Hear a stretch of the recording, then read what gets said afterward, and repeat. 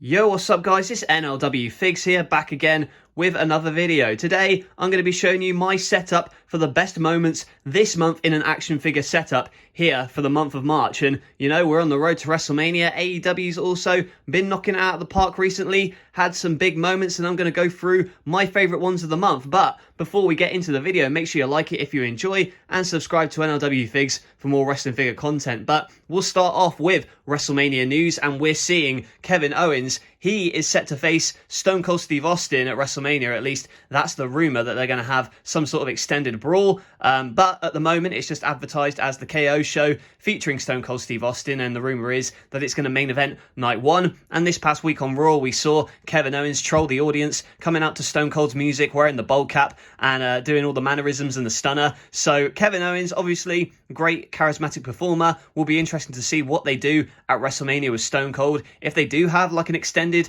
not kind of a match, but like a mini match, I think that would be really cool for WrestleMania, especially in Texas, and to have Kevin Owens get the rub from being in there with Stone Cold Steve Austin, I think would be very cool. So we'll have to see what happens with that. And speaking of legends returning, we saw the return of William Regal at AEW Revolution, and quite a shocking twist of events. He is now managing a special team between Jon Moxley and Bryan Danielson. They had a cracker of a match at AEW Revolution. Both men bled, but at the end of the match, William Regal, who has acted as quite a mentor to both of these guys, was on hand to slap both of them right across the face and tell them to shake hands. And now we're seeing the start of some sort of faction between these two. Maybe Wheeler Yuta is going to join them. Who knows? Only time will tell. But I'm very interested to see what this team brings to the table and what William Regal will do coming forward in AEW. And you know what? Legends were on the rise in AEW this month, because we also saw Sting do something insane, as he usually does. He's 62 years old and he's still jumping off balconies like a madman, coming off the balcony to dive through two tables to the AFHFO, now AFO. Andrade, Matt Hardy and Isaiah Cassidy losing to Sammy Guevara, Darby Allin and Sting in a tornado match at AEW Revolution. And the tornado match on Dynamite last week was also insane. So yeah, big props to Sting for still pulling out these big moments in these big time matches. Yeah, AEW again, like showing off these legends in a great way, and I think it's great to see. And you know what also is great to see? The return of Jeff Hardy. He is back in wrestling, and he's back in AEW. He's joined his brother Matt, and they're already creating moments. I remember on Dynamite, the insane swanton bomb from Jeff Hardy off of a roof, like a windowsill, through a table to the Butcher and the Blade. That was insane, and I cannot wait to see what the Hardys do moving forward in AEW. Maybe a tag title run is in the running, who knows? But I'm just happy to see Jeff back in wrestling, looking healthy, and him and Matt, I know, are going to tear up the AEW tag team scene. So really cool time to be a Jeff Hardy fan. But we'll move on. Maybe not the best time to be a Pete Dunne fan. Well, you never know, actually, because Pete Dunne, he's on the main roster now, which is great. He's on SmackDown, he's running with Sheamus, which I think, personally, is a fantastic team. But now, they're going to be calling him Butch. And I think that's a bit silly, because everyone knows who Pete Dunne is. But it does seem to be like they're playing off of it as a nickname. But to call this guy who's been known as Pete Dunne for so long, just call him like Butch, I think it's stupid. Like maybe even call him like Bruiser or something as like a play on the Bruiserweight. But no, Butch, I guess, is the way they're going. You know, it follows the same pattern as Walter being changed to Gunther. I'm still not going to call him Gunther, but it is what it is. Pete Dunne, though, very happy to see him on the main roster. I think he'll do very well under the tutelage of Ridge Holland and Sheamus in that group. I think that kind of street tough gang is a really cool faction idea. So good to see Dunne on the main roster, even if the name change is a bit silly. But something that was not silly whatsoever was the heel turn of Edge on AJ Styles. They are set to face off at WrestleMania in a dream match, and I have to say this is one of the matches that I'm very much looking forward to, other than the potential Cody versus Seth Rollins match, which as of right now is not confirmed, but we will see. This match though is confirmed, and Edge turning heel on AJ Styles, now debuting a new theme song from Alter Bridge, which I'm really digging. I think it's awesome. May even see it on Metal Wrestling sooner rather than later. But Edge really being that grizzled, like bitter heel that we kind of saw elements of last year in the build to his WrestleMania match with Reigns and Bryan. So AJ Styles and Edge, oh man, it's going to be a cracker of a match, no doubt about it.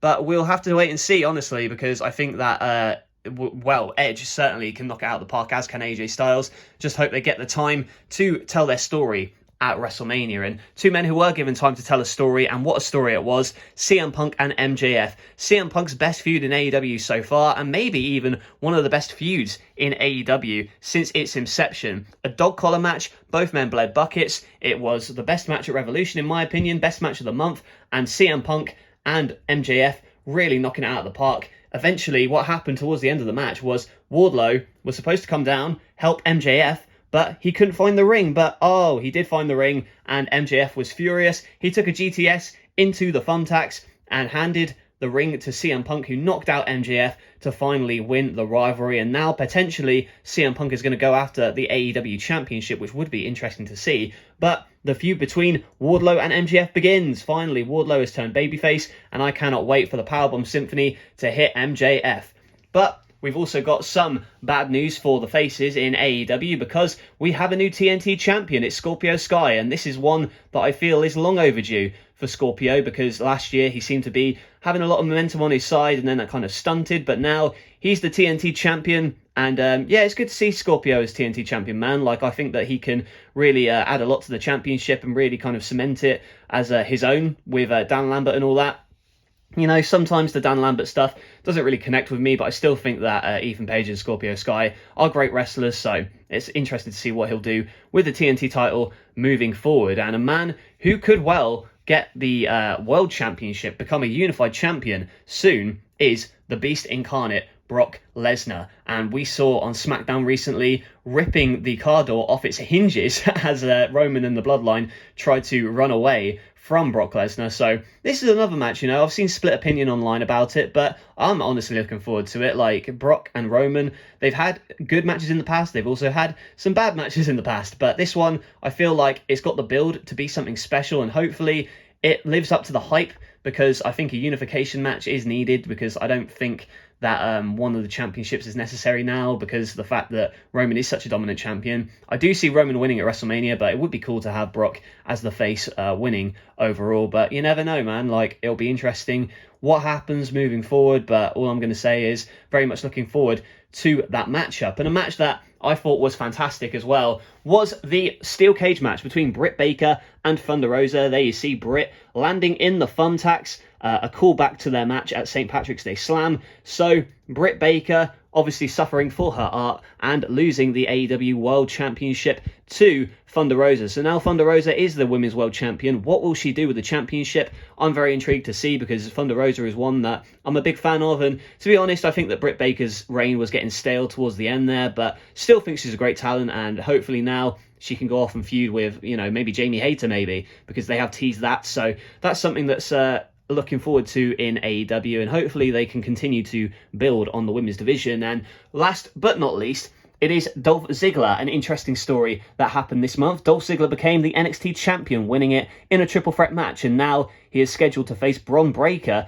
for the NXT title at NXT Stand and Deliver. But how long will his reign be? I have a feeling that Bron Breakker might just end the reign of Dolph Ziggler. Poor him, Ziggly Booth. But he's, yeah, it's cool to see Ziggler as a champion, though, still in NXT. I know that a lot of people are kind of hot and cold on him, but I've still always kind of dug his work. I have kind of cooled off on him a little bit, though, just because I've not really been keeping up with the product as much. But you know, it would be interesting to see if he had a more extended title reign with the championship. So maybe he will be Bron Breakker. Who knows? Because there is rumours that Breakker will be added to the main roster soon, but only time will tell with that. So it's still cool, and a lot of cool moments in this month. But what was your favourite moment of March? Let me know in the comments below. Make sure to subscribe to NLW Figs for more wrestling figure content, and like the video if you enjoyed. That's it from me. Thank you all for watching, and I will catch you guys later.